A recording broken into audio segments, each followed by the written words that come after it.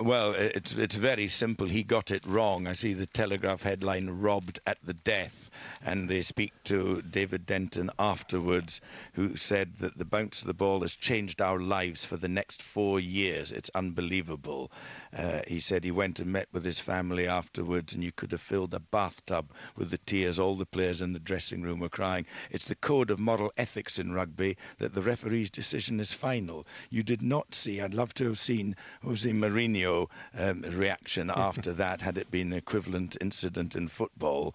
The Scottish players accepted the referee's decision as final. They asked him to go to the television match official, but you can only go to the television match official officially if it's a incident of foul play or it leads to a try, and has the build-up to the try been okay. But I spoke to 3 famous international referees last night. All of them said that in that particular incident, they would go to the television match official.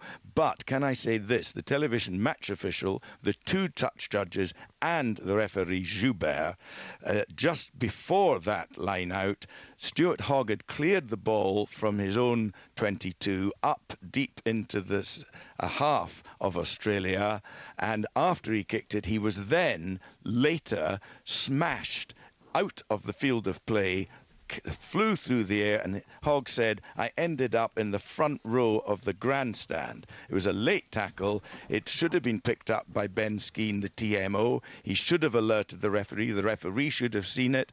Also, both touch judges should have, and it should have been a penalty to Scotland. There's absolutely no question about that. But the television match official, whose job is to watch it, and it was there on the television screen, smashed into touch. That was a penalty to Scotland. However, they missed it. It then came to the line out immediately after. It was won by Denton. It went back. Scotland's flanker, John Hardy, knocked it on.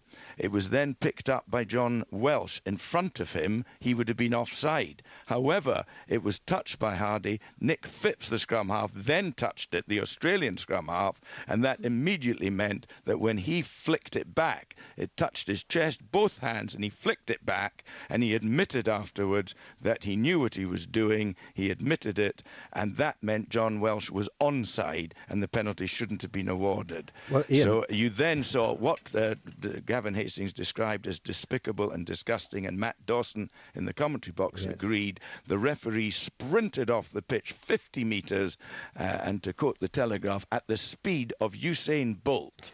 So that suggested he had guilt on his conscience. Yeah, well, that's a very comprehensive answer to one question, and full of detail.